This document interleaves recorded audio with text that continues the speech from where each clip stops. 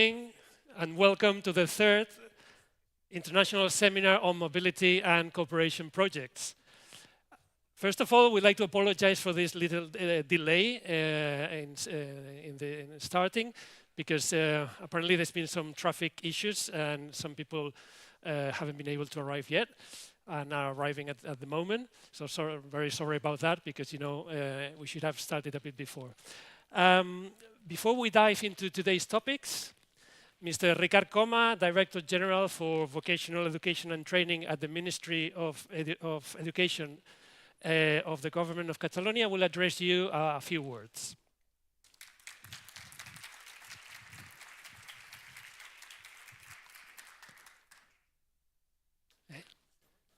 Sí, claro. Bé, bon dia, good morning, bon dia a totes i tots. Faré el meu speech, el faré en català i en anglès, tot i que la meva llengua materna és la catalana. Alguna cosa també diré en castellà, en espanyol, ja que tenim també els companys del CEPIE. Bé, és un honor i un plaer donar-vos la benvinguda al tercer Seminari de Mobilitat i Cooperació Internacional en nom del Departament d'Educació i Formació Professional de la Generalitat de Catalunya. Vull expressar el meu més sincer agraïment per la vostra presència i el vostre compromís amb la internacionalització de la formació professional. David, bienvenidos a lo que es este seminario y nos gusta mucho que nos podáis acompañar hoy también pues desde la representación del CEPIE, que como hablábamos hace un momento pues es importante para nosotros porque todo el proyecto Erasmus ha permitido hacer un salto en la proyección de lo que es la formación profesional estos últimos años. Por tanto, bienvenidos, ya sabes, estás en casa, siempre bien recibido. Your participation today highlights the importance we all place on continuously improving mobility experience as a key tool for the personal and professional growth of our students and educators. This seminar is a key event for our sector, allowing us to share experience, best practices, and reflect on the challenges and opportunities that mobility and international cooperation offer us. Today, we have the chance to learn about successful initiatives, establish synergies, and discuss how we can continue advancing the internationalization of vocational education and training in Catalonia and beyond.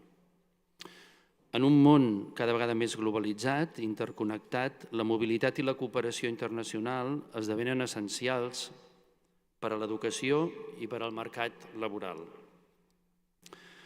Els programes de mobilitat proporcionen una experiència única que enriqueix els estudiants tant a nivell acadèmic com també des de les experiències personals, permetent-los adquirir noves competències, no totes han de ser tècniques, millorar el coneixement d'altres llengües, entendre diferents cultures i adaptar-se a noves realitats professionals. En definitiva, compartir una identitat que encara que a vegades ens pot semblar llunyana, una identitat que és l'europea. Al mateix temps, aquests programes tenen un impacte directe en la millora de la qualitat de la formació professional, ja que afavoreixen la col·laboració entre centres educatius, empreses i institucions. Aquesta connexió amb el teixit productiu és fonamental per tal de garantir que els nostres joves accedeixin a una formació rellevant alineada amb les necessitats del mercat de treball i, sobretot, amb les tendències que ofereix el futur. Pero la internacionalización no es solo una cuestión de oportunidades profesionales. También es una herramienta poderosa para promover valores fundamentales como la inclusión, la diversidad, la sostenibilidad y los valores europeos. Uno de nuestros grandes retos es garantizar que la movilidad sea accesible para todo el alumnado de formación profesional, independientemente del contexto socioeconómico de las familias, de sus necesidades educativas específicas o de otras barreras que puedan dificultar su participación. In this regard, programs such as Erasmus Plus and other European initiatives have made great strides in promoting a more equitable and inclusive approach to mobility. However, we still have work to do to ensure that no student is excluded from this experience due to financial, social, or cultural barriers. It is our collective responsibility to continue working towards breaking down these obstacles and ensuring that everyone has the same opportunities for growth and development. This seminar is not only an opportunity to hear inspiring presentations and learn about best practices, but also a space to reflect together on the challenges we face and how we can improve our programs and mobility strategies. How can we adapt internationalization to the realities of our students? What mechanisms can be implemented to ensure more inclusive participation? How can we better align mobility with the needs of the labor market and the business sector? These are some of the key questions that should guide us today and help us define concrete actions for the future. Therefore, I encourage you to take full advantage of this event to establish new connections, share experience, and develop joint strategies that will help us continue moving towards a more international, more inclusive, and more interconnected BED system. Finalment, i per acabar, vull expressar en nom del Departament d'Educació i de la Direcció d'Educació i Formació Professional, perdoneu, i de la Direcció General de Formació Professional, vull expressar el més profund agraïment a totes les persones que han fet possible aquest seminari. Ja sabeu que sempre darrere de qualsevol esdeveniment hi ha una feinada ingent que moltes vegades sol ser transparent, que no es veu, però per fer possible que avui siguem tots aquí i estiguem ben atesos i tot ben preparat per poder desenvolupar aquest seminari, hi ha hagut molta feina, hi ha molta feina de preparació, molta feina, molt treball de molta gent que per molts de nosaltres poden ser anònims. Per tant, moltes gràcies a totes les persones que ho han fet possible, els organitzadors, els ponents, els participants, tots vosaltres, i les institucions i empreses que donen suport a la mobilitat i la cooperació internacional en la formació professional, com és el cas del CEPIE. Thank you for your dedication, for your commitment, and for your willingness to work together to build a better future for our students. El vostre esforç, sens dubte, és essencial per continuar transformant la formació professional en una eina de desenvolupament i progrés, no només per als joves, sinó també per a la societat en el seu conjunt. Amb aquest esperit, con este espíritu, with this spirit of collaboration and mutual learning, I wish you all an inspiring and productive seminar. Moltes gràcies, muchas gracias, and thank you so much.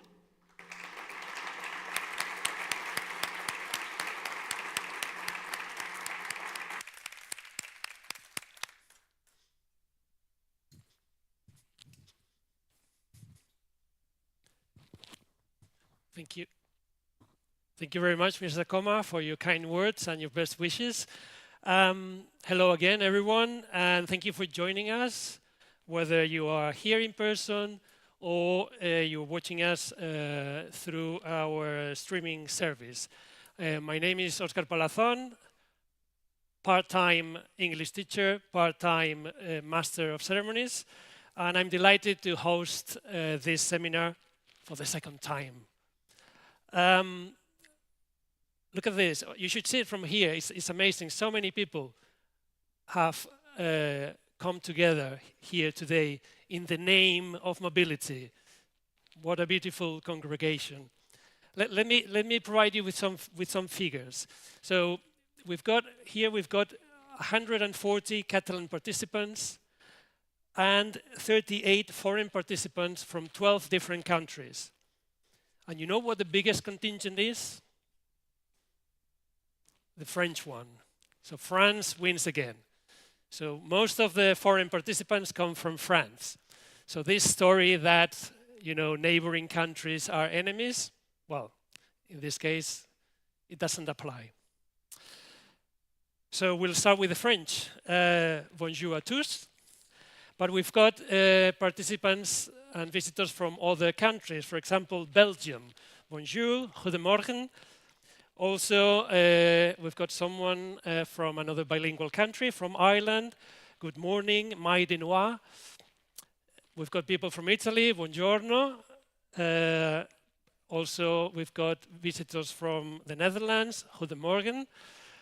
Guten Tag, wenn Sie aus Deutschland kommen. Bom dia, Portugal. We've got people from Greece, Kalimera. Also from Malta, Lodua Teiba. Also from Albania, which I think is the first time we've got someone from Albania, Mirmen Jesi. Also from Georgia, Dila Mishvidovisa. From Finland, Hyvä huomenta. We've got also speakers from Spain, from Madrid, buenos días, and of course, bon dia a tothom to the Catalan speakers. Okay, do you realize this is the most important event you'll be attending this year? You know that around this time of year, there's just here over the road, there's a very big congress, a mobile phone congress. It's called the Mobile World Congress. Well, they wanted to do it this week, and we said, no, we're doing our seminar on mobility. So you do it before, okay? So that was last week. So that's for you to know that how important this event is. Well, I think we're going to have a really interesting day here today. Our national and international speakers will cover a wide range of topics, such as the future of mobilities abroad, skills, Europass, work-based learning, international cooperation, inclusion and diversity, Erasmus Plus projects, lifelong learning, and your favorite part, matchmaking, okay? Because from your answers in the service of the previous editions of this seminar, you mentioned that matchmaking is your favorite activity. I'll explain that later, how we're going to do that, okay? So it's just for you to find partners to do mobilities or projects together. Also, I'd like to mention before we start that again, like last year, we've got an illustrator. She's a vocational student who is finishing a higher education degree on illustration. Her name is Georgina. She's over there. Can you say hello to everyone? Yeah. So she's going to be doing a graphic recording, that's the technical name, a graphic recording of each presentation. So when each speaker finishes his or her talk, then you're going to see on the screen her impressions, her graphic summary of what that speaker has talked about, okay? But she's not the only vocational student here today. Well, I can't say anything else for the moment. You'll see that later. I'd like to very briefly talk about talent, because sometimes when we talk about vocational education and vocational students and companies, the word talent is there, highlighted, talent, okay? According to the Collins Dictionary, talent is a natural ability to do something well. Of course, there's a strong connection between this definition and Gardner's theory of multiple intelligences, you know, visual, musical, interpersonal, etc. In my case, for example, I'm better at languages than maths. In fact, I'm crap at maths. I can barely multiply. But anyway, that would be another thing. So, as I mentioned before, I'm an English teacher. at a vocational school, and sometimes I can't help being a teacher outside the classroom. So in today's lesson, we're going to practice the second conditional. Remember, we use the second conditional to talk about hypothetical events in the present or the future. In other words, we use the second conditional to talk about something that is not happening, but could be happening. For example, if this was a talent show, I could entertain you with my famous 3-ball juggling routine, but I won't, don't worry, okay? Right, so let's go on to the first speaker. Our first speaker comes from Finland. Her name is Tania Haltunen. She is responsible for all Erasmus Plus and transnational projects at Axel, which is a huge vet provider in her country. And as a mobility coordinator, she has participated in over 85 international and development projects. And if this was a talent show, and we showed Tania different mushrooms, she would be able to tell us which ones are edible. So let's walk into the forest with her. But before you start, there's a little thing waiting there, sorry. If technology allows us. Yeah.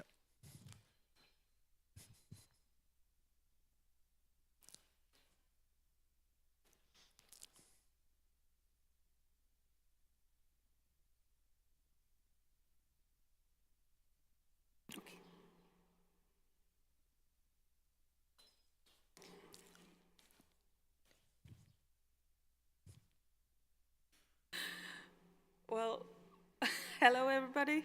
This was the first time I hear the sound of forest before I do a speech. I was very nervous before that, but as always, the forest has a very calming effect. So I don't feel as nervous anymore. I am very happy to be here, especially as this apparently is the most important event of the year, and to be one of the first speakers. I come from Finland.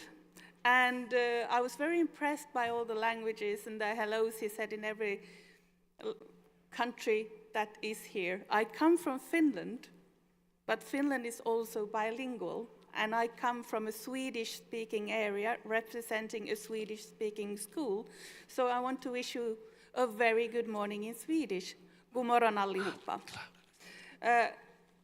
There was a short presentation of myself already. Now we will see if I can get this one to... No, it's not working.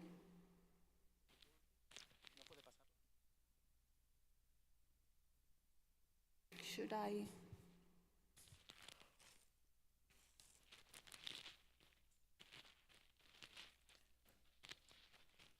No. Well, I don't need a PowerPoint. I like talking without PowerPoints. So now I feel even more at home. And I can do my presentation a lot more freely now because I don't, oh, I spoke too soon. It works. Well, who am I? There was already a short introduction and a lot of these things were mentioned when doing the introduction of myself. And my topic is the future of mobilities. But I think it's quite important to look at the past before we go on to the future. So I'm going to give a short introduction of myself and how I came to where I am today, and then going to give a very short introduction of my school, what we've done. And I am, as you can see in the presentation, I am also a member of the Finnish national vet team since this year. So I have also some information of maybe what we can see in the future prediction, where I think we will be heading. You have to remember that I come from Finland, so my predictions come from my perspective, which is from the Finnish perspective and from the school I represent. I started my career in 2000, it's too long ago, as a teacher in interaction, in sociology, in learning styles and cultural awareness. I studied gerontology and international law and sociology, which was a really weird mix. And nobody ever understood why I studied those subjects. They could never see into the future why I needed them. To be honest, I didn't do that either. But now, many years later, I realized that those subjects were very vital for me. And studying gerontology actually gave me the opportunity to be one of the first Erasmus students to go abroad in 1995 when I went to study in Amsterdam. I worked as a teacher for several years, and then internationalization became quite important. And people wanted, or the management at the school I was working for at the time, wanted me to start to develop international collaboration and start sending students on mobilities. I don't know why they chose me, probably because of my past in international law, so international and internationalization had a nice ring to it, so I got the job. And I loved the job.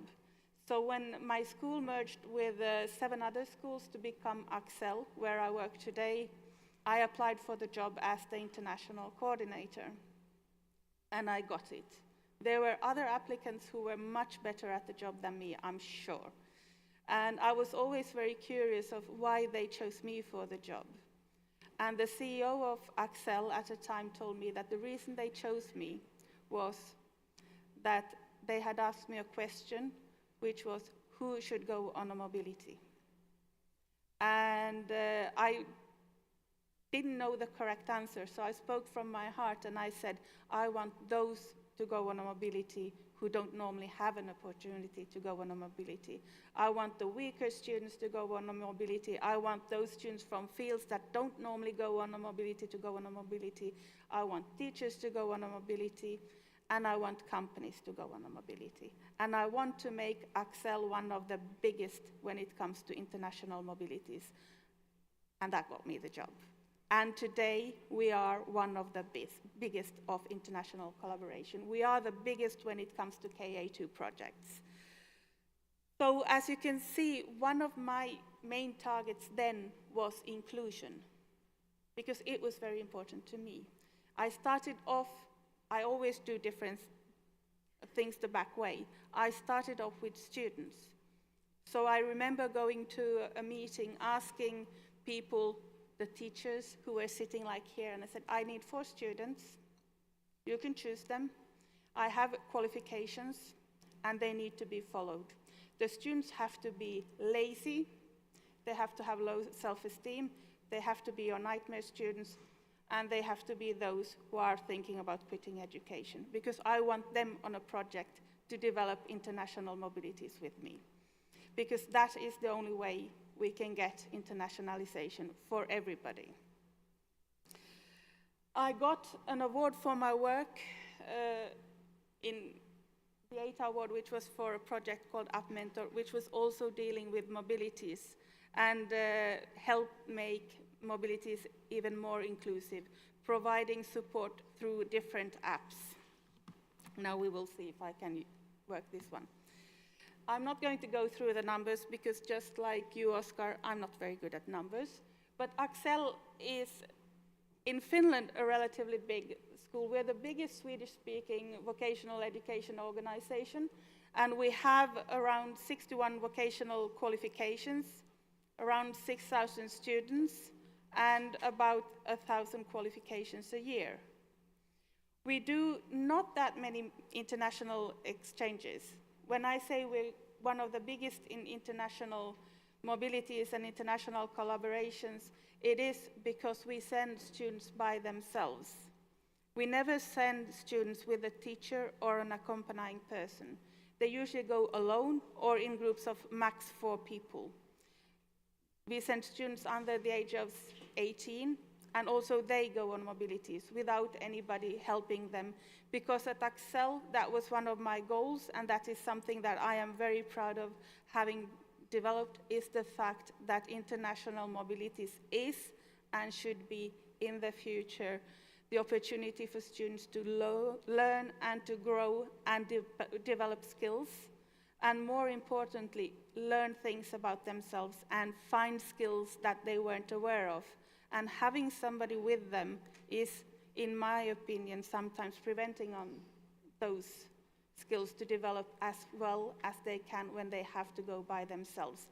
It's not easy, it's a lot of work, it's a lot of challenges, but the rewards are amazing.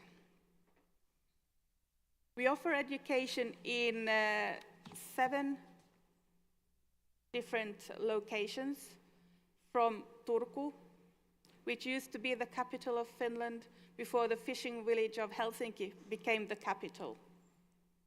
And then we have schools in between Helsinki and Turku. I'm located in Kaaris, which is halfway between Turku and Helsinki, and is the biggest of the departments because it's good connections, we have good trains, we have dormitories, etc. We are a private school, so we are owned by, now you get to learn some Swedish or listen to some Swedish. We are owned by Svenska Folkskolans Vänner, Stiftelsen Finlandssvenska Jordfondens RS, and Raseborgs stad, the municipality. The first one has to do with Finland-Swedish educational friends, and then the other one is from the agricultural sector, because I come from not a big city, but one of the owners wants also education in areas which is not so densely populated. This is information I got from the Finnish National Agency before coming here, because I asked them and I told them that I've been invited here, and we were talking about how things happened when COVID hit us. Because before COVID, there was a trend of mobilities going up. Then COVID came, and everybody, and those of you who worked with mobilities already back then, will never forget the day when we were informed that get the students home now. And then there was homeschooling, then it was a chapter of our life that was very stressful. We overcame COVID, but there was a concern of how can we make sure that mobilities are going to go up. The first years, things were quite slow. At Axel, most of the people doing mobilities were staff, because we wanted to get them to encourage students to go on mobilities. Slowly, they started to go up. Here you can see the statistics, the fall in 2021. Now it's going up, and now we are at the situation at Axel for the first time in history, and I've been doing this since 2008, we are having more students who want to go on a mobility than we have funding, and it's growing. We already have so many students applying for mobilities for next year. And for somebody working in internationalizations in these days, when there is a lot of radicalization, there's a lot of uncertainty, there's a lot of war, there's a lot of prejudice growing up, there's a lot of financial obstacles, to see that the number of students who want to go on a mobility is going up gives me a lot of comfort, because it gives me hope that our next generation and the people studying vocational education will become very open-minded and inclusive and become European citizens who actually tolerate people and understand that despite our differences, we all share similar values. We all love our families, we all love our friends, we all want to grow up in a happy surroundings, and we want to develop. And hopefully, we want to learn from each other, because that's the best thing about the Erasmus mobility, is the fact that we learn. Not necessarily the vocational skills, not necessarily what we thought we were going to learn, but we learn a lot of things. The budget is increasing.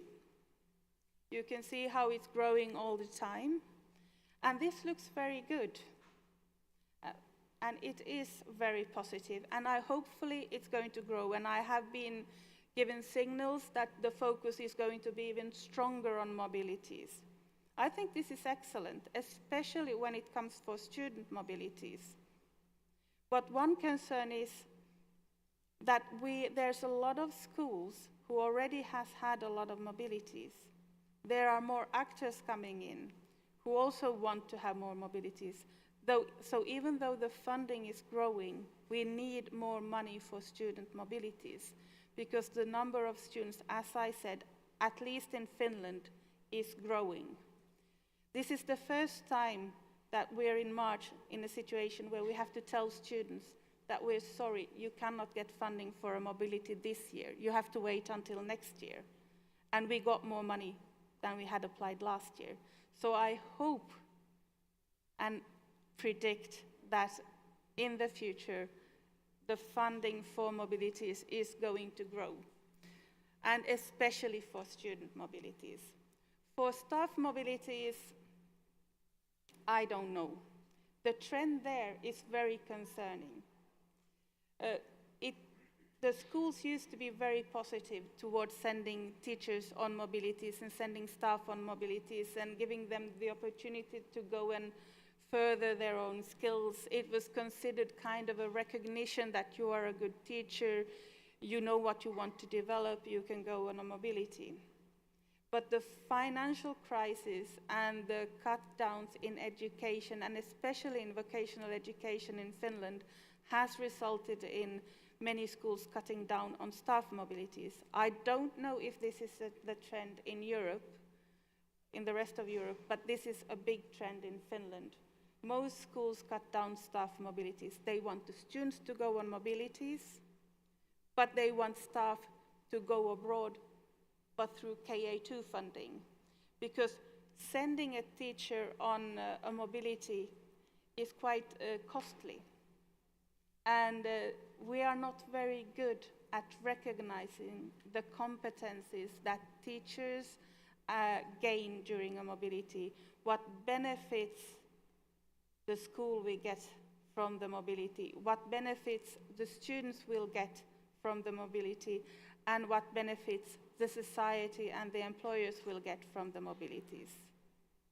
I hope, though, and this is kind of an encouragement for those who are on a higher level to actually put money into staff mobilities as well, and not just on KA2 mobilities, because staff mobilities develops skills of the teachers.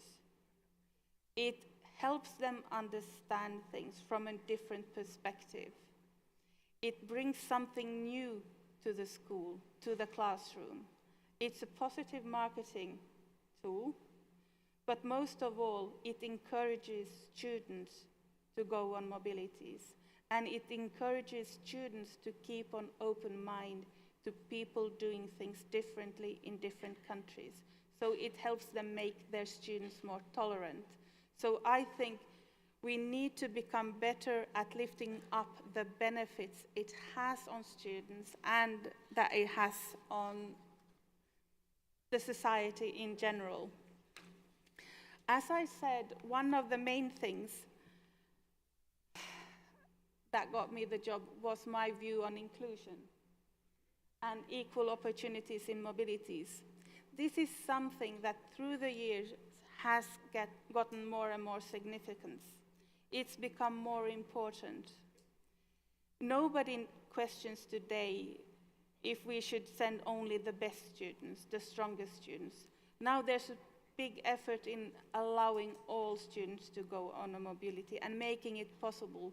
There is extra funding to be used for students who need inclusion support. If there is students who have low financial incomes, if they need extra support, they can get it. If you need, as a school, extra support to mentor them, there is the option to get additional funding as well. And my prediction is that as Europe wants all students to be able to go on mobilities, all staff to go on mobilities, all adult learners to go on mobilities, there is going to be put a lot of more pressure on schools to become more inclusive when it comes on selecting students for mobilities. This takes me to the next thing. I've stopped with the text. Here's a few pictures of our students and our staff who have been on mobilities. And it looks like there's a lot of teachers, because there's a lot of pictures of adults on mobilities here. But what has made me very happy is that after COVID, the number of adult learners at Axels has increased. At the moment, we get maybe more applications from adult learners who want to go on a mobility. This is wonderful. At the same time, this is very challenging, because working with young people, they don't have so high expectations. They know they want to come to Spain because it's sunny here and they have been here on holidays and it's fun and it's a nice place to come to. They've been here on holiday and they want to learn how it's to work in a different culture, but they don't understand what working in a different culture is. They understand that Spain has sunny and warm weather and nicer than Finland. But adult learners, they know what they want. They don't go on a mobilities to find themselves or learn if working abroad is something for them. They go abroad because they want to develop a specific skill that they bring home with them. We've had students who went to Denmark to learn how to sew jockey clothes, only to open up a company. We had a student who went to Japan to learn crafts. And the number of those is increasing, because when they return, they know that when they graduate, they are going to put what they learn into action. They will start their own businesses. And especially if you are an artisan or work with your hands, it's a good marketing business. It's something extra. They have found a niche. So they can be very demanding, but I am very happy, and I think that in the future, there is going to be a lot more effort going to put on student learners going on mobilities, on inclusion, on maybe staff mobilities as well. I hope so. But I hope they won't forget KA2 mobilities, because KA2 projects, because that's also a good mobility, even though it's under a different category. And in KA2 also students can move.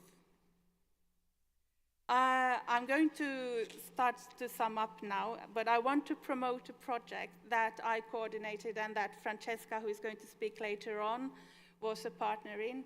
It's called Connecting Europe, where we worked on trying to find tools to make mobilities of better quality, or making them more inclusive.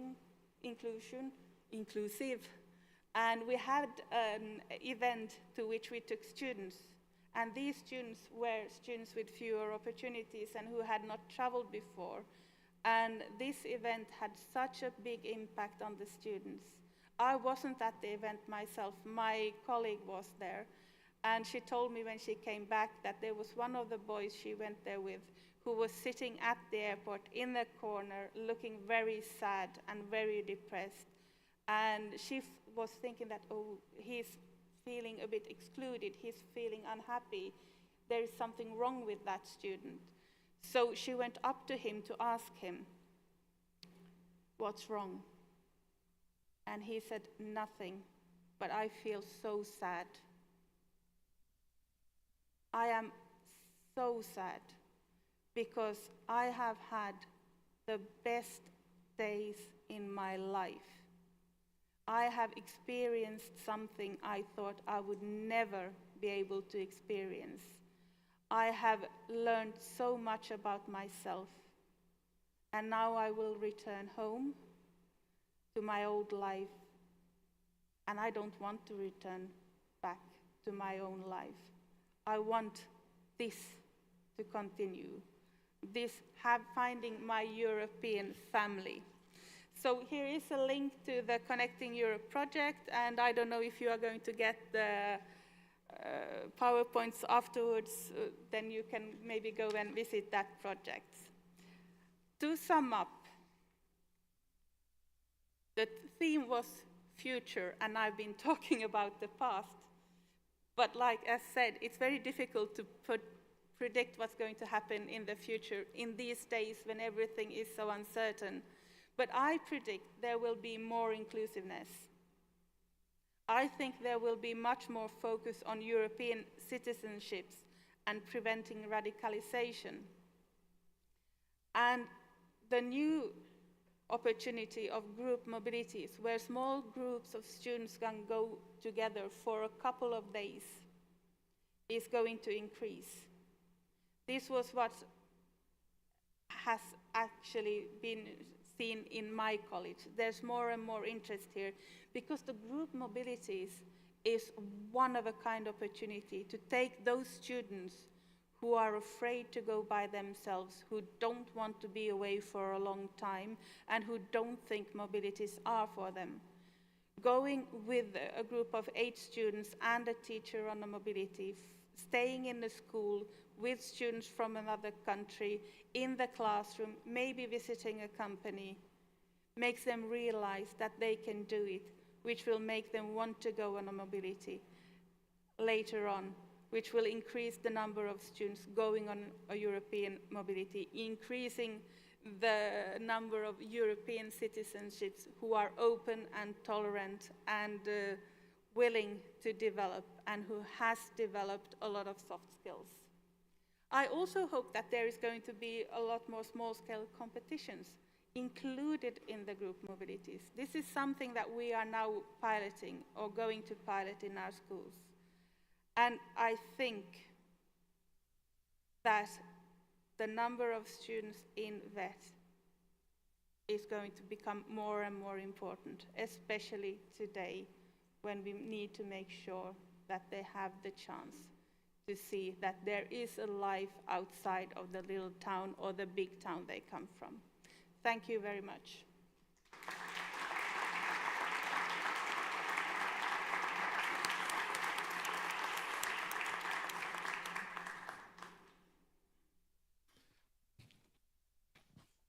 Questions? ¿Preguntas? ¿Preguntas o no? Sí. Okay. So if you are patient enough to wait for a few seconds, you're going to see our illustrators' graphic representation on the screen. In the meantime, Tanya, I was very impressed to see this lady here in the eyes and smiling. Yes. Maybe. Okay. So yes, some of my mates will go around with microphones, or myself, I can do that. So any questions for Tanya? Oh, the one in the eyes who had the smile. Oh, Sorry? You're talking about the woman Yes, who was... the lady in the eyes smiling. Ah, Why was she smiling? Oh, that's She your... She was in shock. I've done it once. I always say I've done it 3 times. First time, last time, never again.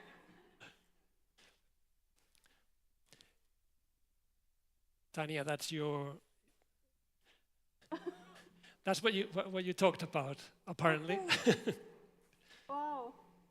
So are there any Wonderful. questions for Tanya? We've got a microphone here.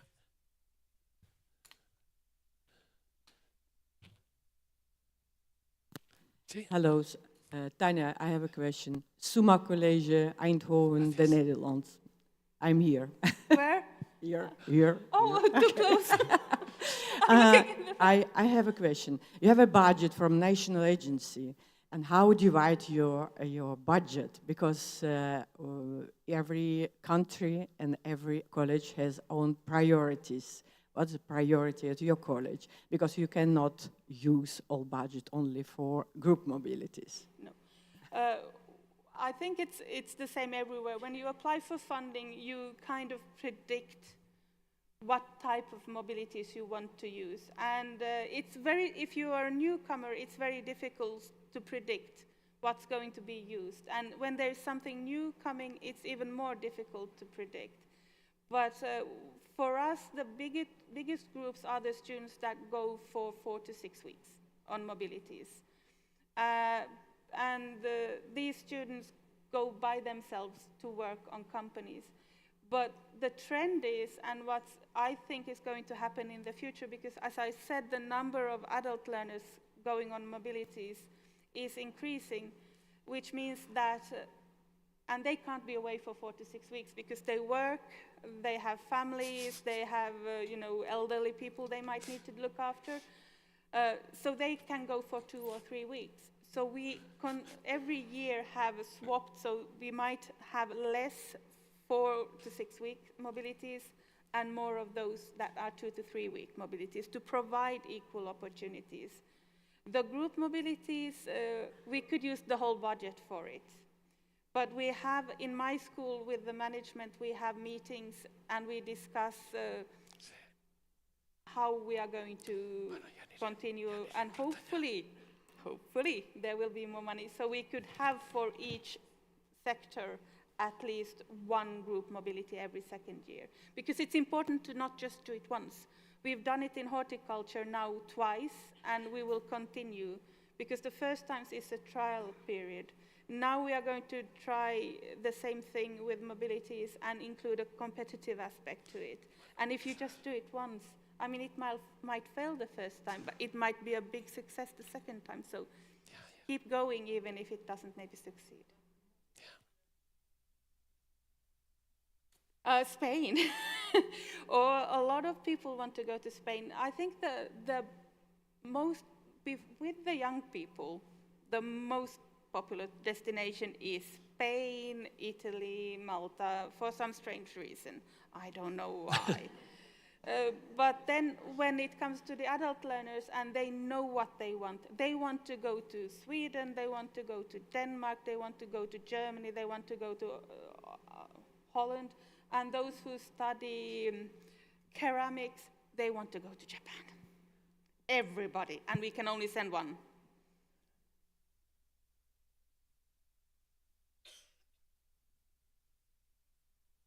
If not, you can come and grab me. I'll be here all day. Yeah, over coffee time, you can obviously chase any speakers and ask them any questions you like. Right, so we carry on with our next speaker.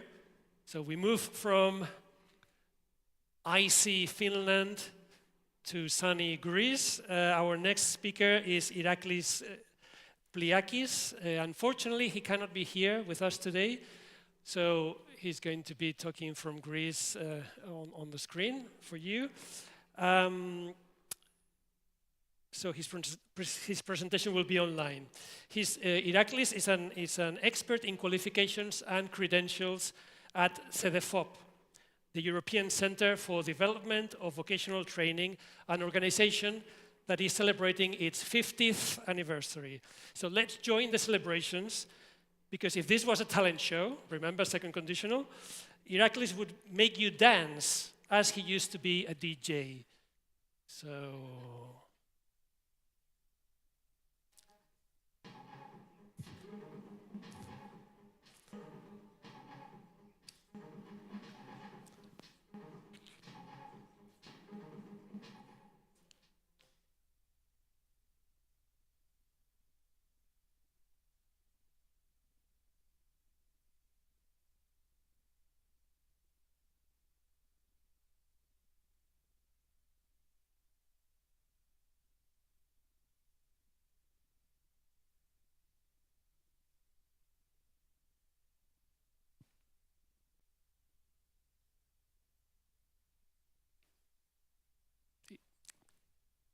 Iraklis, can you hear us?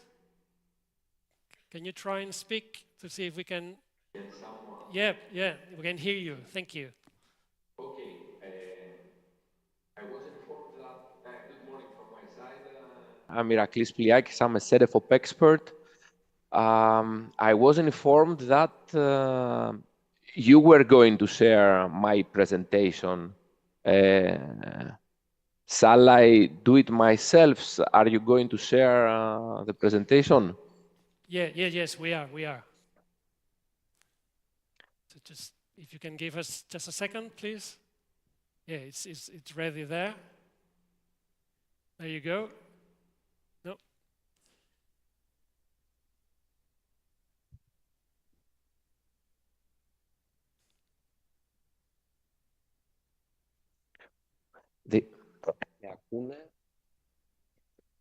Okay. Yeah. Great. So I see that the presentation is on the screen. I don't have sound, but we can hear you. We can hear I you. see that on the chat that you are responding to me. So please indicate in the chat if I should start. Yes, you can. You can start now. Okay. Okay. Great. Great. So just a couple of words before the actual beginning of the presentation of who we are at CEDEFOP, in case someone of you doesn't know what we are doing at CEDEFOP. We are one of the first decentralized EU agencies.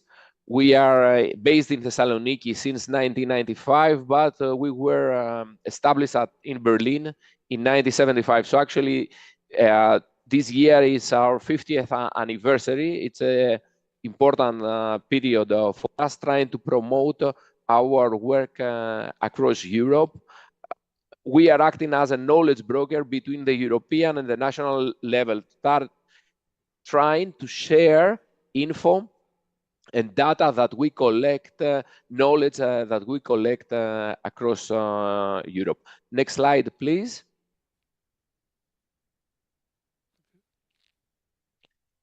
Yes, here you can see the three main strands of our work. Yeah, exactly. So one part of our work focuses on skills and the labor market. How we identify which skills are necessary, how we link the labor market with education and training system. Of course, at the same time, we focus a lot on, we operate as a VET knowledge center, developing knowledge about actions related to vocational education and training. And the third part of our work focuses on qualifications and policy reporting on VET. And this is the strand that I will be focusing my presentation today. But first of all, in the next slide, yes, exactly, you can see that I have collected some, previous slide, please, some policies at the EU level. The first, if you can move back a bit to the fourth slide. It's, as you may already know, very recently, there was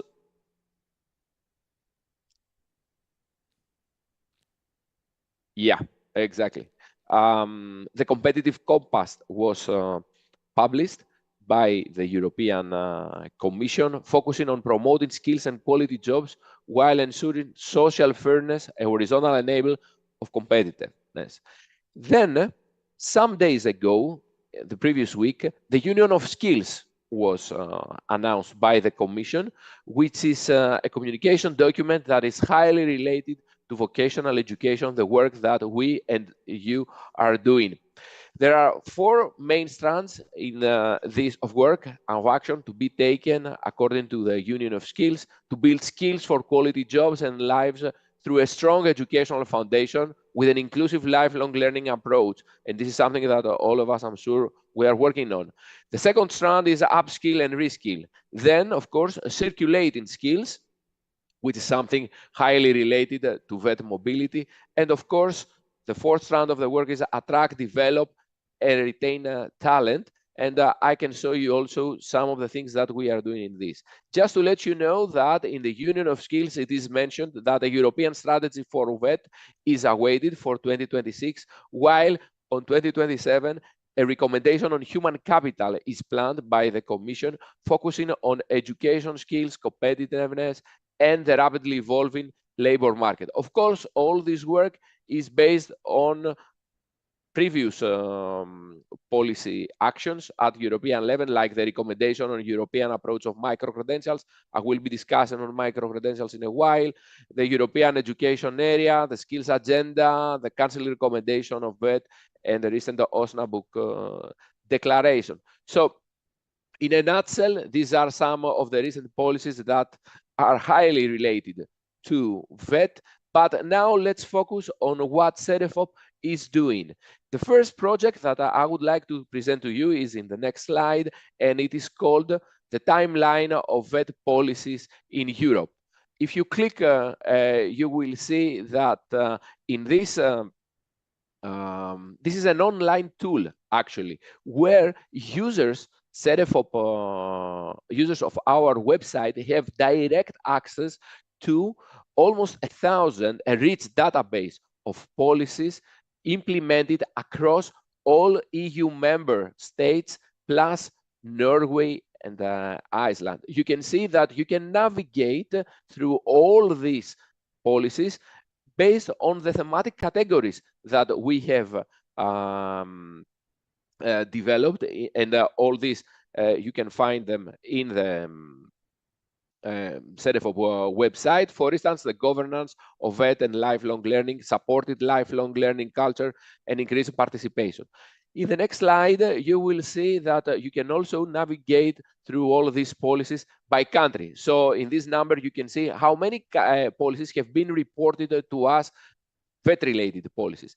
Let me clarify to you that we are collecting and presenting this kind of policies since 2015. So everybody can be informed of relevant policies that are relevant to her or his interest. Please, I have shared, keep in mind that I have shared my presentation in a PDF mode, so all these highlighted words include a link which will directly link you when you have the PDF at your hand to the relevant site or web page of our site. Of course, in the next slide, you can see that you can navigate by target group if you are interested in policies related to the younger generation, etc. And then you can see that in this timeline, you can find, in the next slide, please, you can find concrete info also on many things related to how these policies are implemented. You can see in a timeline when it is approved, how it is implemented, even when it is completed. In the right part of the slide, if you can click on it, you can see that you can find information on the background, objectives, a description of the policy, etc. Let's go on. Now, the next project that I'm going to talk to you about is the EQF process and how we are trying to build the European map of qualifications. In the next slide, you can see the actual map of Europe. In the dark blue color, we have the European countries that they have referenced their national qualification framework to the European qualification framework. Last year, Spain referenced their report to the European qualifications frameworks, and this was a crucial milestone for the EQF process because now all EU member countries have linked their frameworks to the European qualification framework. Why is this important? Because this provides transparent information of the qualifications that end users are holding. So actually, what we are aiming to do is give the possibility to authorities, VET providers, employers, but most importantly, end users to be aware of the different types of qualifications and the level of proficiency of each qualification. As you can see in the next slide, the EQF operates as a translation device between different types of qualification between countries. So, for instance, if an Austrian employer wants to hire someone from Ireland, but he doesn't know what kind of qualification he is holding, he can see that, or she can see that an NQF 8 qualification from Ireland through the EQF can be compared to qualifications at NQF level 6 of the Austrian. So because he knows the qualification, he knows that these Irish qualifications have learning outcomes at the same level as a bachelor degree in Austria. And of course, in this black box, you can see specific details of the learning outcomes that each qualification offers. In the next slide, what we can see is in which ways these NQFs have been progressed and why we are trying to build this map of qualification. Because now we are not only, in the next slide, NQFs do not only include qualifications provided by national, they also include qualification by multiple state, private, or international even providers. They do not only include qualifications from formal education and training, they also include qualifications awarded outside the formal system. They are not only full formal qualifications like bachelor's, but they can be also partial qualifications or micro credentials, micro qualifications. And of course, these kind of qualifications are not only awarded through programs, but also through validation procedures. And this is the essence of the map that I was talking to you before. Why is this crucial? Because let's say if we are talking about the Google Maps, we're not only using the highways to get to our direction, we need to know the smaller streets. So the same applies with qualifications. If we want to know learning pathways, we have to have a clear understanding of all the different types of qualifications that exist. Now, just to give you some brief information of these national qualification frameworks and what they include and how we are progressing, you can see that there are, if you click on the slide, please, there will be 13 countries right now that have at least one type of a level of qualifications that can be considered as a micro credential. Of course, we in 2022, this data is not updated yet. It's based on the previous research that we did. 6 countries have already included international qualifications. There are 5 that are planning to do so. Now, right now, I can tell you that we have 6 countries including international qualifications, but there are 7 countries that they have already opened their frameworks to international qualifications. And now we can go to the next slide, please, which is the progress that we have made in this strand of our work. Of course, there are 2 main target groups that we want to inform about this map of qualifications, the EQF process. NQF developers and implementers, those that are, for instance, developing qualifications, they are well aware, but also the system beneficiaries and end users. We are talking about learners, employers, VET providers. The awareness of NQF, EQF among end user has gradually increased, but often remains the lowest among the different target groups. Individuals most often use NQF levels to ease their international mobility and orientation within the education system. And lately, countries have started to use, in different countries, labor market stakeholders have started to use the EQF and the NQF. Of course, not extensively, but these are indications that we are progressing. Now, in the next slide, what you can see is the NQF online tool that is available on our website. If you click on it, you will be able to see. In the next slide, you can see the introductory page where you can navigate through the countries to see specific information on each NQF. Then you can see in the next slide the overview page where you can find specific information, brief information for each country. But most importantly, you will see in the red circles, if you click on the slide, that you can find links to the databases, to the qualifications databases and the websites of the frameworks. Why is this important? Because it gives us a possibility to zoom in and have a better understanding of the qualifications of each country. Then in the next slide, you can see that in a map view, you can get information from specific NQFs. Please move on to the next slide. Just click because it's animated, this slide. One more click, please. So here you can find specific information for each qualification as long as you select the specific country, and you can see that there are information from 2022, 2020, 2018. In the end of this year, additional information will be included on 2024. Now, if we move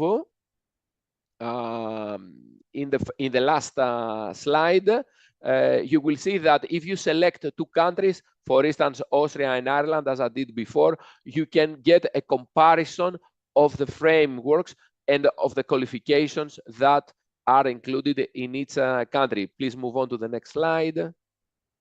And you will see the same screen that I shared with you a couple of minutes ago. So you can compare qualifications from different countries through our online tool.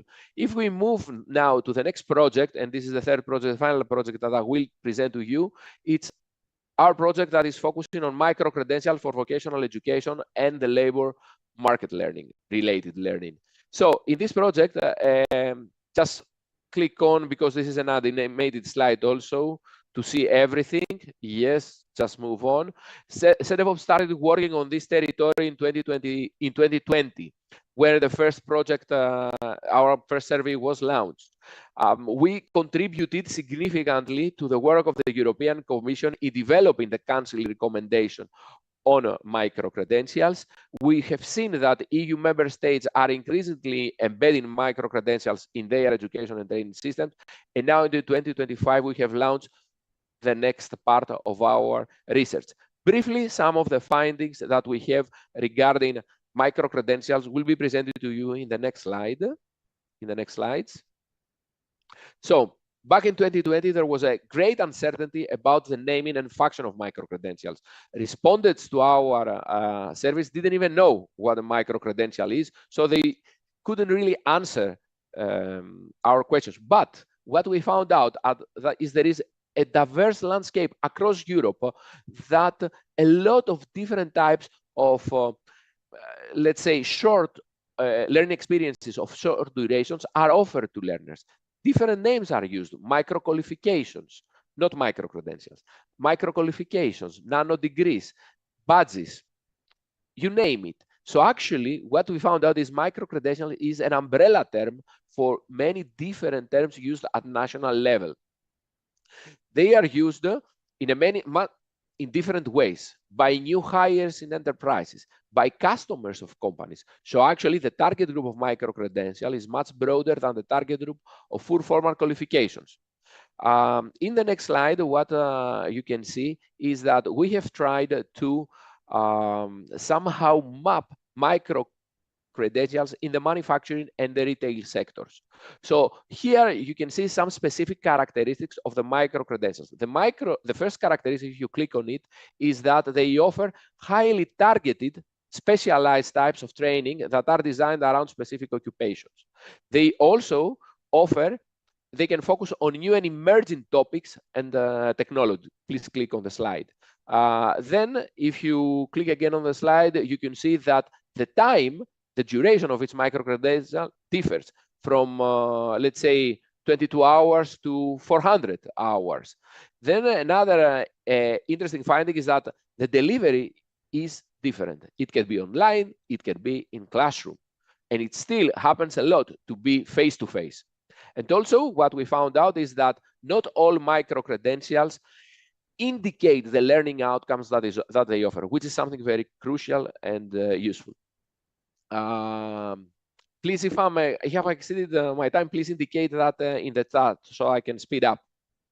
In the next slide, you will see the links between micro-credentials and qualification systems. There is a wide variety of micro-credentials falling outside the formal system. The initial indicators show that the micro-credential will not diminish the labor market value of recognized qualifications, but they are tending to change the way we are approaching education and training, because they are flexible, they are adaptable to labor market needs, they are responsive, so they point to that direction because these needs exist. These needs exist. because micro credentials address the limitation of formal qualification systems to timely respond to labor market needs. Quite often, countries link micro credentials to modularization, and of course, something that was pointed out to us from many of our participants in the studies is that we should be careful not micro credentials to lead to fragmentation of knowledge. In the next slide, briefly, you can see what I have already said, that you can see partial qualifications in the frameworks, micro credentials in national qualification framework, international qualification, different types. If we move on to the next slide, just brief information on the use of micro credentials by end users and the added value of micro credentials to end users. You can see that are not only useful for learners and employees that, let's say, can use them in order to enter the labor market or progress in their career. They are also relevant for employers because they can have a highly targeted training for their employees, but they can also select possible potential hires through micro credentials, but also for vet providers. They are very, very useful for vet providers. I would like to focus a bit in the next slide on the issue of trust. We need to trust micro credentials as, of course, any other type of learning. Employers have said that it's crucial to know that learning outcomes are properly assessed of a micro credential in order to trust it. The other thing that they have shared with us, apart obviously from quality assurance, is that learners value a lot the metadata available of micro credentials to be able to know what a micro credential is about. Of course, also the credibility of the providers is essential. Employers often prefer either accredited providers, but also they choose them according to their reputation. So if they are well known and trusted, even if they are not accredited, it's fine with employers. And of course, what is crucial is the content of the micro credential to be linked to the labor market needs. Quite often, learners say that if they know that a micro credential is co-designed with labor market stakeholders, they would prefer it. In the next slide, I would like to focus on a very specific issue. You know that quite a lot of micro credentials are offered in the market. But what we found, and it's crucial for us, is that simply by offering more micro credentials doesn't necessarily mean that we'll have more people engaged in lifelong learning.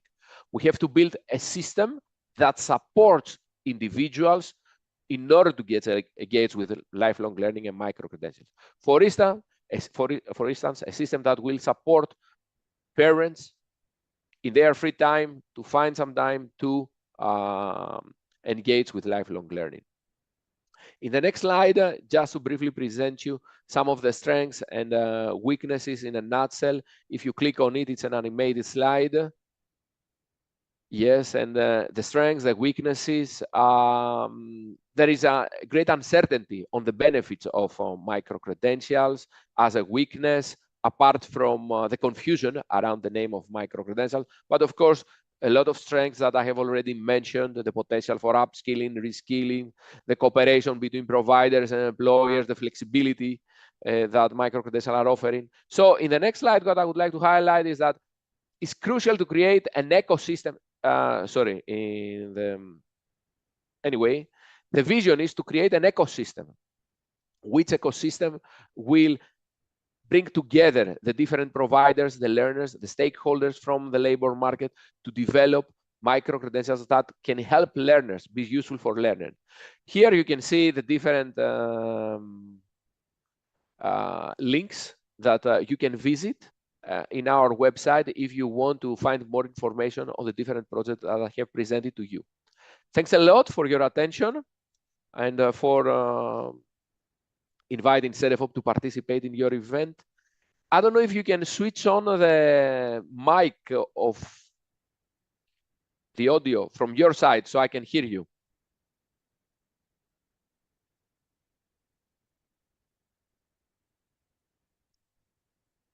If there is any question or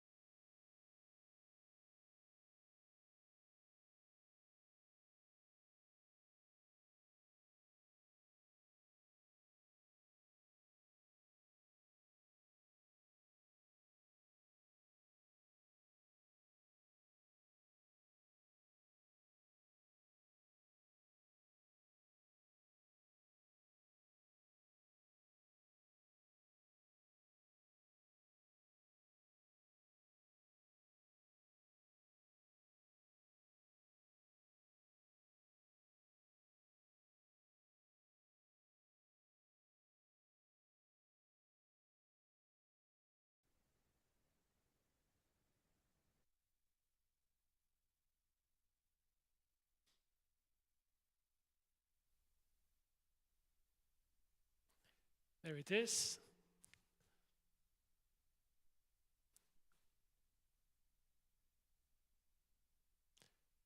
By the way, Iraklis, happy anniversary.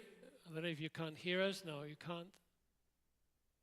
Well, we wish you a happy anniversary. 50 years is a long time for an institution, so we're very happy that you reached that amount of years, and so we wish you 50 more years of good job. Okay, can you see the graphic representation? No. Yes? Okay. I wasn't looking, sorry.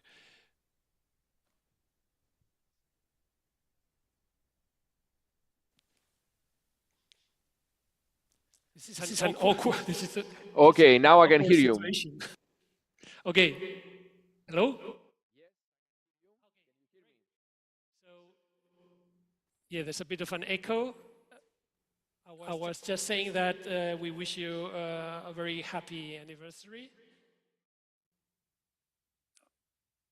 Yes, shall we clap? Yeah. Thanks a lot. Thanks a lot.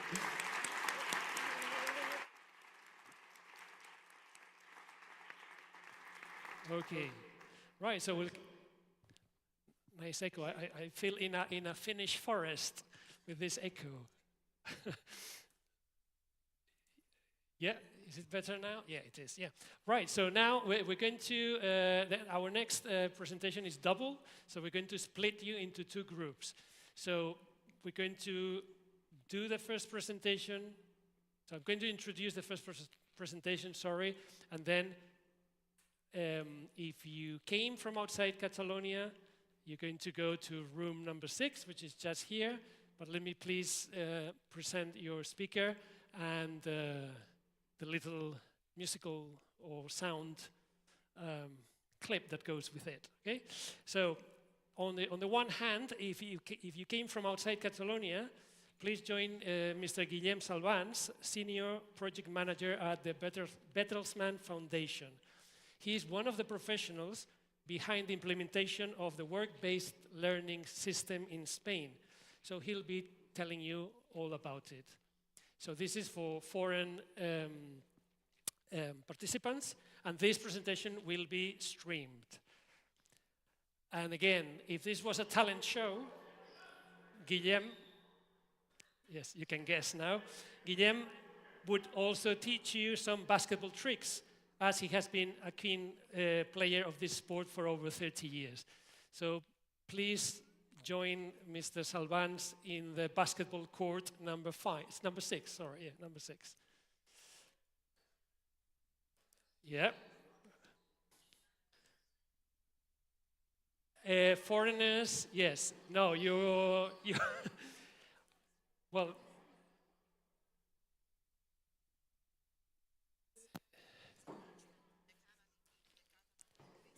yes, that's there, number 6, yeah.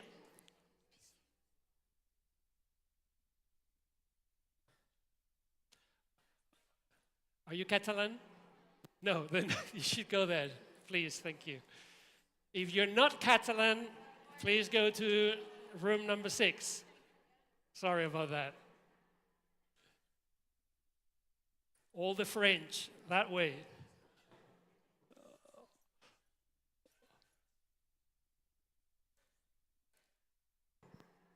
So stay here if you're Catalan.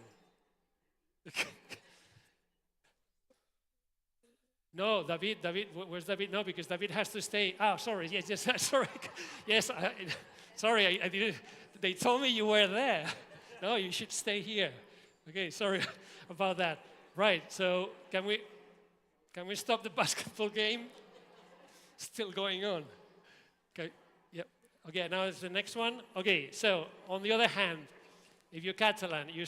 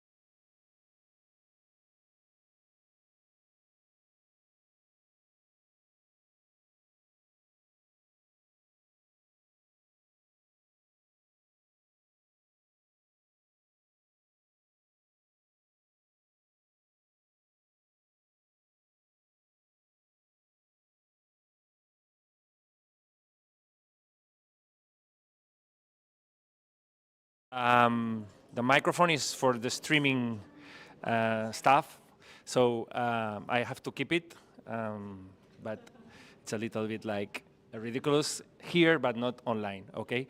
So first, let me introduce myself. My name is Guillem Salvans. I'm from Barcelona. I live in Barcelona. I was born in Barcelona, and I love Barcelona, so I am very happy to do this presentation here in an international environment in my city. I hope we can learn each other something in this half an hour that we have.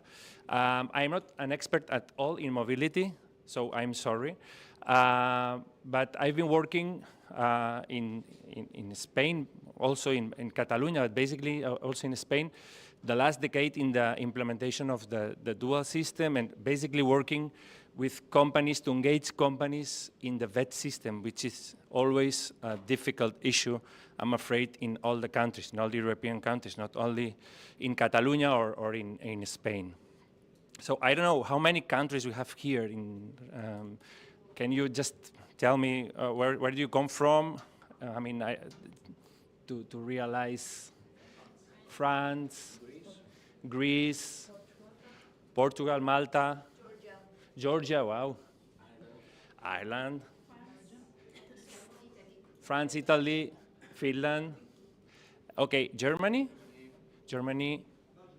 Belgium, the Netherlands, with a very good apprenticeship system. Okay, so and also perhaps a part of my biography. I'm apprenticeships expert in the CEDEFOP apprenticeship experts group. I'm representative for Spain in this case. Okay. So I will try to explain you something about the company's engagement in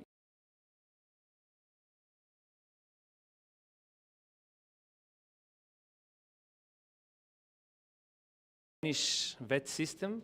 Do you have any idea, some of you? Because it's quite different, for instance, from the German system or this company-based system. We are basically a school-based system. So in this country, VET schools and regional governments have a lot of power to implement and to regulate the whole system. We are a very decentralized country. So like the region of Catalonia and other regions have the responsibility to implement any VET policy, right? At national level, we have more or less 1 million of students enrolled. We have 3 levels, 3 VET levels. I will not go in this deeply. We have a rate of students following VET itineraries, which is around 35, and it's increasing the last years. VET is a little bit in a good moment in our country. I think we've been working quite a lot of people and institutions last decade, and year by year we are increasing a lot the total number of students enrolled in our VET systems. And university system, basically the public universities are decreasing quite a lot the numbers of students enrolled. This is a phenomenon that we are following. And of course, we have quite a lot of a high dropout rate. This is not equivalent, but we have the completion rate. It's around 62%. It means the number of students that are completing the training in the 2 years that in 2 years, which is the normal duration of the program. So here we have students that will graduate in 3 years or in 4 years, but also we have the dropping out. So this completion rate is quite low if you realize it. Okay. And a surprise. Okay. Let's do like surprise. If you imagine the country in Europe who has the highest rate of learning experience in the VET system, let's say apprenticeships, internships, work-based learning experience. If I think in European countries, I would say perhaps Germany, or I would say, I don't don't know, Switzerland, or I would say, I don't know. But this is the surprise. The highest country is Spain. Here. Why?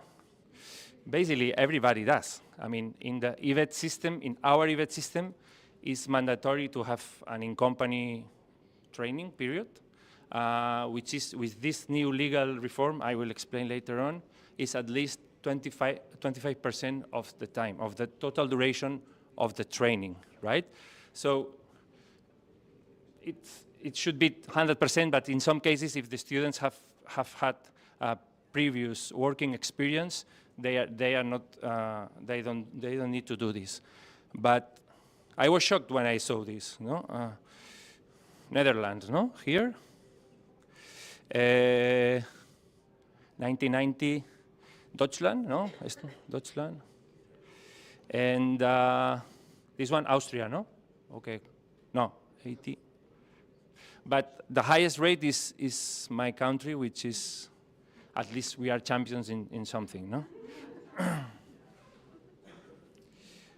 Okay, I will go a little bit back in the history, but not very quickly, don't worry. I will explain the 3 periods that we have had in the relationship between companies and vet schools and the vet system during the last decades. There are basically three periods. In the period number 1, in the 90s, the regulators established a mandatory in-company training period for all the EVET students, right? So it was in the 90s already, with transversal learning outcomes to be achieved in company, blah, blah, blah, but it was mandatory. It was the first period. In period number 2, in 2012, there was in Spain the introduction of a new pathway, the apprenticeships.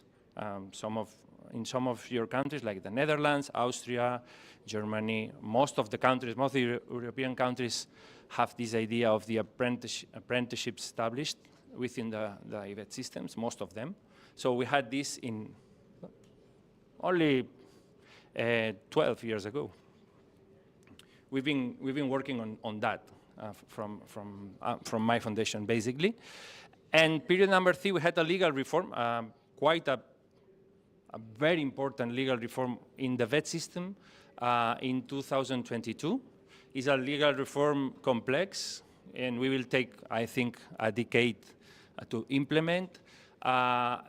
This legal reform has a lot of issues and takes into consideration several lines. One of them is, of course, the relationship between companies and vet schools, but also stuff like micro-credentials, accreditation of the skills achieved in company, modularization, and so on. But I will focus on this idea of relationship between companies and vet schools. So, period number 1, what happened in the country? I was 15 years old or something in the 90s, or 18 or something. And so I did not live this period. But the thing what happened when the regulators established a mandatory in-company training period for all the EVET system was everybody said that it was not possible. Companies will not participate. It's going to be very difficult. It is impossible, blah, blah, blah. So 5 years later on, it was possible, everybody did. So, but I've been speaking with representatives of the governments in that period and chambers of commerce, working unions and so on, and people were scared about this idea of introduction this mandatory training period in company. Period number 2, we had this idea of apprenticeships, no? In our system, and what happened in our country was that the introduction of this apprenticeship modality was like I would say put more prestige into the EVET system. Why? Because in our country, I know in other countries it's different. The apprenticeship modality was foreseen or is foreseen like a prestige modality. So the most committed companies, the most committed vet schools, perhaps the most talented students as well, took part of this idea of apprenticeships and participate in this new system. In that period, we had a lot of regional diversity in the implementation of this apprenticeship system, okay? So I said in Spain, regions and regional governments are very important. So in the implementation of apprenticeships, the difference were like a lot. For instance, different levels of payments for the students. No, in the Basque Country, the students got the minimum wage. No, and in another region they got half of the minimum wage, for instance. Or it was mandatory to train the tutors in company only in 2 regions, in Catalonia, this region, and in Zaragoza, in Aragon, a region beside Catalonia. It was mandatory. We had experience in other regions, but in this characteristic, only in 2 regions was mandatory. The first moment where the student went to the company, it was very different. In regions, during the first years of the program, students were already learning in companies. In other regions, only in the second year. In other regions, the first one and the second one. The learning, the nature of the learning outcomes achieved in company were very different, and so on. So what I'm trying to say is that the whole country was in a pilot trial, and this pilot trial was, from our perspective, very interesting, because we could like take 1 or 2 characteristics in each region that were very, very interesting, and solutions that could emerge from the regions and from these pilot trials that we made in our country. No? So in this second period, we had 2 pathways: apprenticeships and internships. Apprenticeships are only 5% of the EVET students. I know in countries like the Netherlands are, if I'm not wrong, 25%. Of course, in the German speakers countries are the most common itinerary. But in other countries without traditions, they are around also. Without tradition in apprenticeship, they are around 10% as well, sometimes. So finally, we had this big legal reform now a couple of years ago. And this legal reform made something for us very, very important, but it will take time to implement. The legal reform established the dual nature of all the EVET system. It means that, and the law says explicitly, that companies and vet schools are responsible for training EVET students. So at the same level. For some of you, perhaps this is something not very relevant, but for my country, we have school-based system, as I said, as I mentioned previously. So this change is like a political declaration, which is, let's say, we think will change the system in the coming years. And what does it mean? Things like this. The legal reform increased the minimum training time spent in companies. Now, the minimum in the EVET is 25. For the apprenticeship itinerary, the minimum time spent in companies is 35%. Now it's mandatory that all the EVET students have to have a training plan in company. The training plan is made, of course, by the tutor, the in-company tutor, and the tutor of the vet school.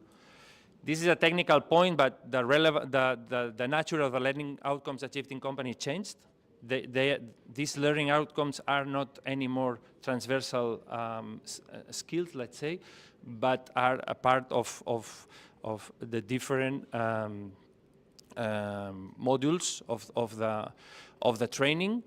In Spain, the programs last 2 years, And nowadays, it's mandatory that the student goes to the company to learn in year 1 and in year 2. This is another change. The regulation also enables the joint selection of students by companies and vet schools. It was already the normal situation in the apprenticeship itinerary, in the apprenticeship pathway, but nowadays is for all the EVET system. Another very important point for us, for the first time in history, let's say, I don't know if your countries is like this, but in EVET we have optionality training, and this training, this optional training, can be decided at regional or even at the level at vet school level, let's say. And now we are checking how the regions are implementing the reform, and we realize that in some regions already they are using this change that the law allows, these optional modules, to adapt the training to the local economy, right? So for us, it's important, and it's going to be important, this optional part. For instance, in a region beside Madrid, they are making a catalog, no? They are making a catalog of optional training that can be offered at local level.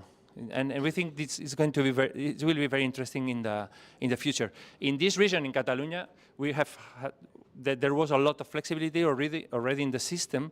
This idea of adaptation was quite implemented in Barcelona, in the area of Barcelona, but in other regions it wasn't. And with this new law, we think it's going to be a very positive aspect. Of course, the roles of the tutors, both, no, the company tutor and the tutor in the vet school, are the key of everything, no? And the law reinforced their roles, and the law says that they will be trained, that their training will be guaranteed. We have to wait the implementation, and specifically from the part of the in-company tutors, how we will train these tutors in the future, because nowadays, as I mentioned, only in 2 regions the training of the in-company tutors is mandatory in Spain. Also, we have seen a development of the roles of intermediate bodies. I know in many countries of Europe this is quite developed, like chambers of commerce are part of the system, and they have specific roles in Denmark, of course in Germany, in many other countries, no? or business associations like in Switzerland and so on. In our country, it's the first time that a law recognizes these roles. The roles are in the law, and I have to say also that these last 10 years, the commitment of these intermediate bodies has changed a lot, and this is also for the apprenticeship modality, that the apprenticeship modality mobilized, I think, these kind of institutions, and we have already in the country examples like that they have the level of the German examples, let's say, or something. For instance, the Chamber of Commerce of Mallorca in the Balearic Islands, they make a great role in the vet system. Or in La Rioja, in the north of Spain, we have another organization very committed, but we have already, I would say, dozens, let's say 2 or 3 dozens of organizations, intermediate bodies, very committed with apprenticeships, with the EVET, with VET, and this is something that it's positive also for our country. And let me check. Okay. And finally, another measure that reinforced the dual principle is that in the apprenticeship itinerary, students will be linked through a labor contract, which reinforced the idea of commitment from the side of the companies as well. So,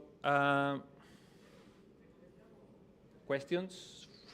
Do you have any question or comment that you want to make? Do you think it is interesting or inspiring for you or something?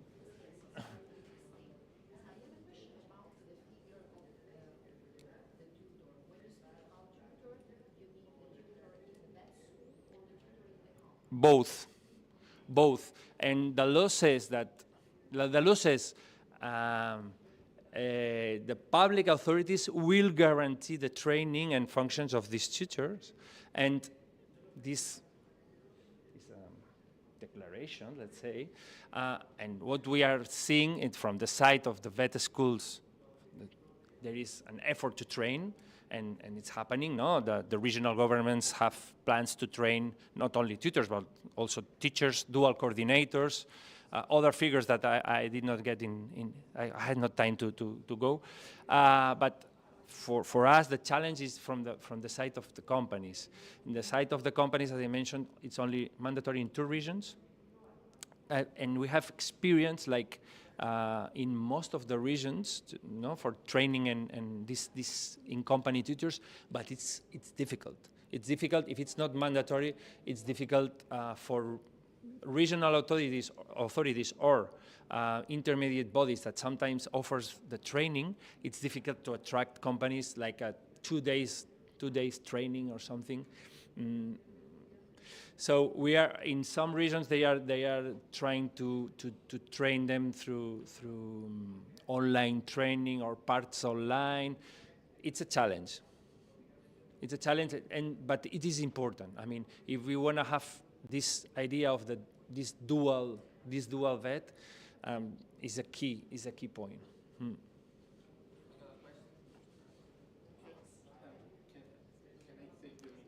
Yes. Here, anything? Thank you. Yeah, I got a question about the apprenticeship pathway. Does the student receive any form of payment, like it happened, for example, in Germany, or they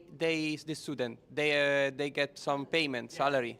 Again, when the apprenticeship itinerary was introduced in 2012, this point wasn't regulated. This concrete point, which was, in my opinion, a mistake. And at regional level, again, we had a lot of diversity. In some regions, they did not get a payment, normally in the south of the country regions. In this region, was mandatory from the first day, the payment. And in other regions as well, I would say Baleares, mandatory, Baleares, the Basque Country, Catalonia, Aragon, and others that I'm in Valencia as well. So there was diversity, and also diversity in the levels of payment and in the link, because in 2 regions was mandatory the labor contract already in 2012. But with this new law, in the apprenticeship modality, which is 5% of the EVET students, it's mandatory the labor contract. With a transition period, blah, blah, blah. But in 2 years, will be mandatory the labor contract, which in Spain is linked to the minimum wage of the country, because it's the training labor contract, okay, which is linked to the minimum wage. And in Spain, it's quite high now. The minimum wage is something like 1,200 euros. Who pays the student? The companies. Can I ask? Companies. Thank you. So I am from Georgia, as I mentioned, and we are having difficulties in the process of bringing business sector into the VET system. So you mentioned originally it started at some point when people thought it would be difficult to, also in Spain, to involve private sector. And then after 5 years, you mentioned it was possible. What was the main challenges you think that the country had to overcome in that regard? And do you still have the challenges right now? Because, for example, my institution is a construction institution, and it's a public-private partnership project. So our founders are Ministry of Education of Georgia and a private construction company. So this is a good collaboration, but it's one of the unique projects in Georgia, and it's not that easy to bring on other private companies into the vet sector. So probably challenges would be the question. We had many challenges 30 years ago and today, and of course, and in my opinion, it's a never-ending task. I mean, but Incentives are the most important, probably. What do you think was the incentives that made in Spain the private sector get involved? for a let's focus on 2012, because in the history, maybe I could not explain it. 30 years ago, I was 15, as I mentioned. So, but I think, I don't know. It's always a difficult topic, okay? There are strategies that function. One of the strategies that function is working through these intermediate bodies, at least for us. Other strategies working is making the first project with companies with sense, let's say. I mean, not all the companies are ready to do this and in the right moment, and sometimes or the system works better for some situations in relation to others, and I will explain later this idea. In my opinion, to attract companies, at least in the apprenticeship itinerary, but also in the internships, it functions in three situations, where the learning, first one, in sectors that need workers. If we have a sector that needs workers, the sector will be more open to participate, and if we have economic growth as well. So let's start for these sectors. No? This is the first one.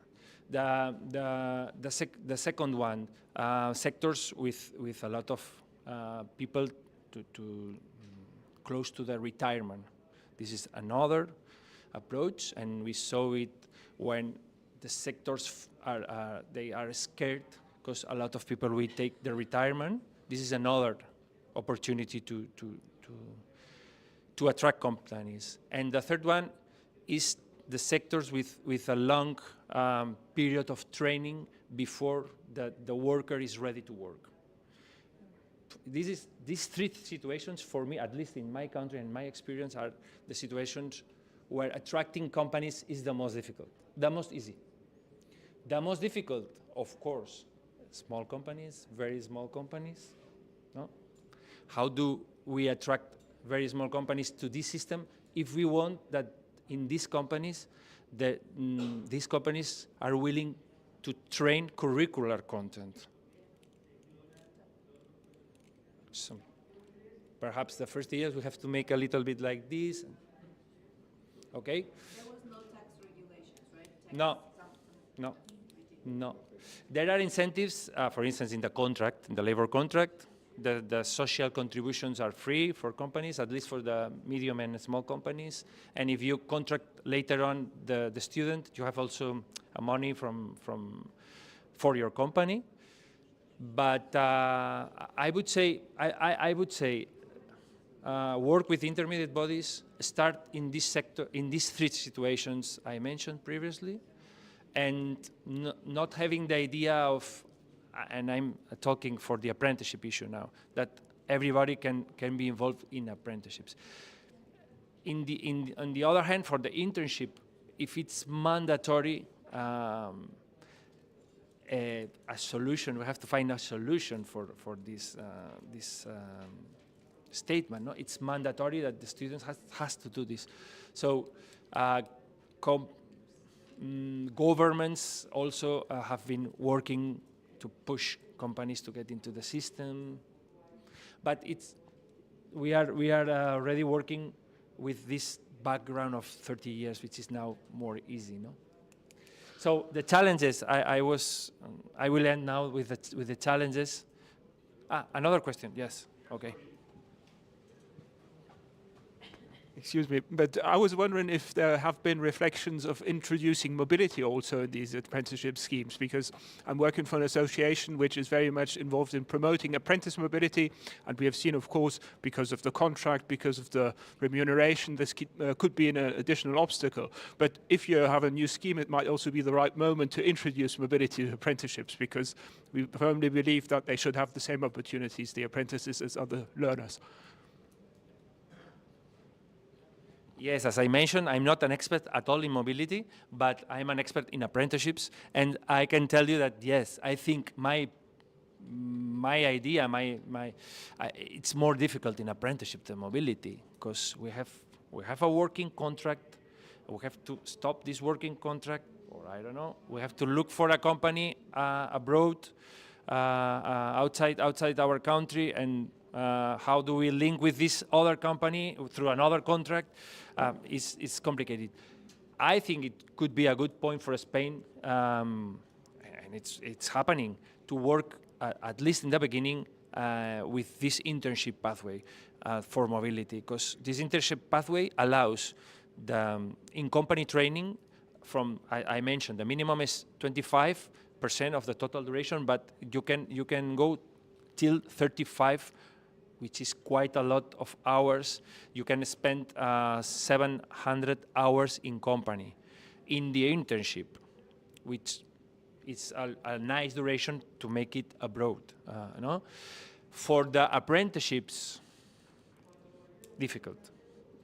Well, it's possible, of course, and it has to be possible, and it should be possible because in some countries the normal bed system is apprenticeship, like Germany, Switzerland. So it has to be possible. But from the point of view, from the Spanish point of view, with this other itinerary, I think the mobility from here to Europe will be in the internship pathway. So let me summarize the challenges very quickly. There is a first challenge: managing the change. No, this dual nature of the IVET system is a change. Let's say I did not go deep on that change, but I mentioned one. No, the skills achieved in company are not anymore transversal skills, but are skills achieved in each of the module that takes part of the training program.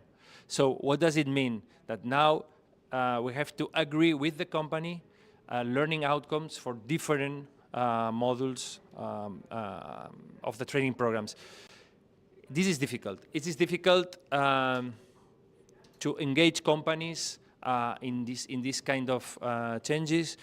There is many other changes. The idea here is this is a change, and we don't need to adapt the old system to the change, but changing. And I think in some regions and in some vet schools and in some companies, the temptation is, let's say, okay, if we do it like it, let's adapt. Let's adapt a little bit the thing we did before with this internship, and it's done. No, this is a cultural. This is a very big change, and it needs time and management. The second, mindset changes. This has something that we are in the middle of the way. I think vet schools, in my opinion, have to see the clients. They have two clients, students, of course, but also companies. And this is a cultural change from the side of the vet schools. I think, especially in this region and others, I think we are on the way to change this, but vet schools have to work with this mentality. And companies have to believe that they are training companies, and we need years for this. We still need years for this, in the sense of they cannot complain anymore about. They cannot complain about the training. No, I don't get the right students. They don't have the skills I need. Blah blah blah. Okay. You don't need to complain anymore. You have a framework, and it's possible for you to train these students, to adapt the training, and and to be a training company. So this is a cultural change very strong from the side of the companies, the Spanish companies, which has already started. And we have very, very nice and great examples that I would say have the level of other countries like Germany or Austria or so on. And finally, the small companies. We have already mentioned the difficulties that we have to communicate to this company that has 10 workers, that has to be involved in training the vet students. But and this is my final idea, the context where this reform is being operating, it's a context that will work on us, because we have had economic growth for the last years, and a lot of people that will retire in 5 years. So this context will make companies more ready to train, and also small companies, because the other option, if they don't train, they don't get qualified workers, so they will be forced. Thank you very much. Vaig bé de temps? Sí?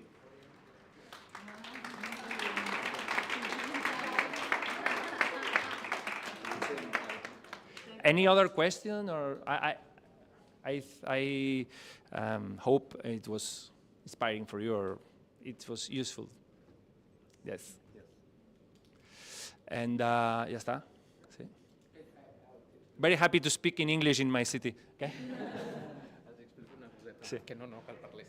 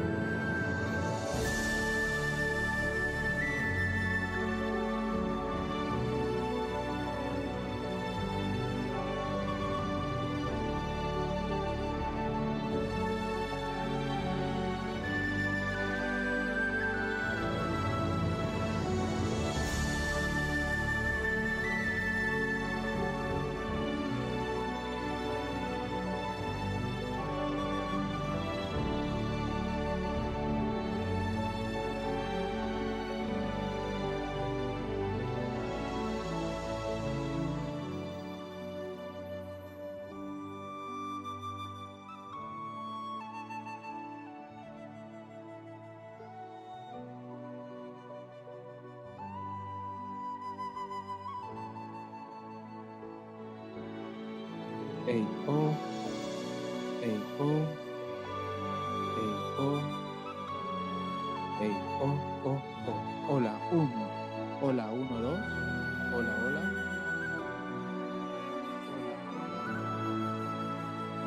Hola, hola. Ey, oh.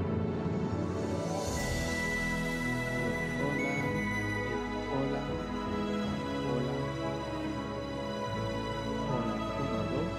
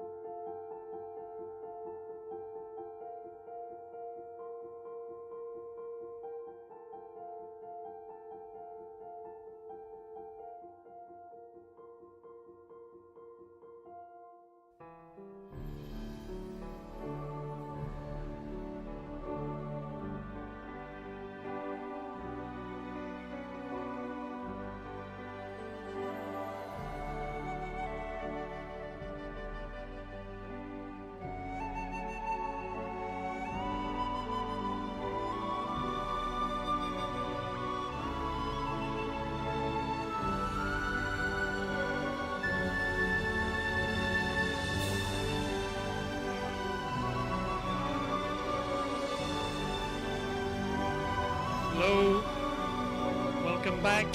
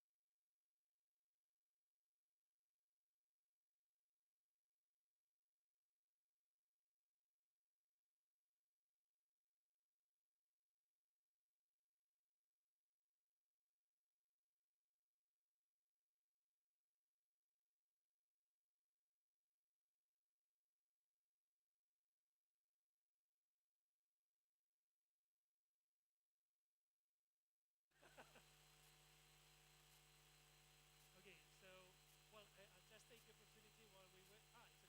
Okay, it's running. Right, so, yes, but Francesca, sorry, you also have music. You also have music. Okay, so if this, It's something I have to recognize. yeah, no, yeah. So if this was a talent show, Francesca will probably play her electric bass guitar. So let's rock.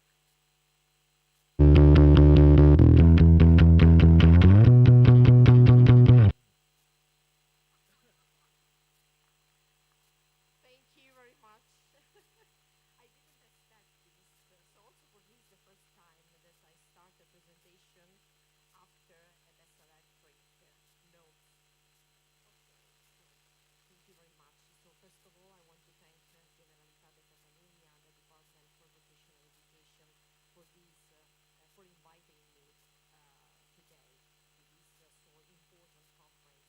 And this conference is also very important for us, for Scuola Centrale Formazione in Italy, as we are also very much involved in mobility and in cooperation in general. So I try to use the technology.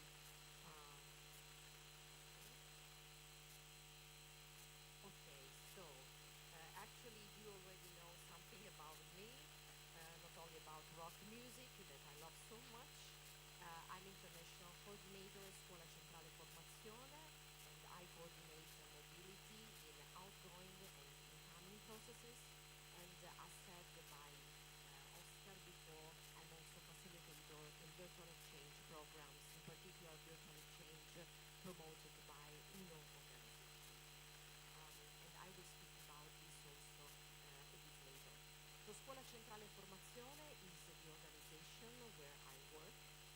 It's a national association involved in VET, and so it's a national VET provider actually.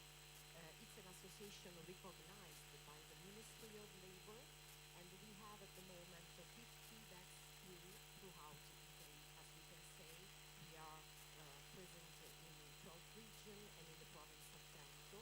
Most of the VET schools are based in the north part of Italy, because Scuola Centrale was founded in Veneto actually, but we have a legal and coordination seat in Bologna. For me, it's a little bit different because I coordinate mobility project, but I'm based in Sicily. So as you can see, we have a seat in Sicily. We are connected with a VET school in Catania, and from Sicily we coordinate all our mobility project, incoming and outgoing as well. As you can see from our logo, we have this label about this 50 number, because this year we celebrate 50 years of Scuola Centrale Formazione. So this year is a very important year for us. This is something about our strategy connected with internationalization. We started to work in mobility more than 20 years ago, actually. I was at the time not yet an employee in Scuola Centrale Formazione, but then of course we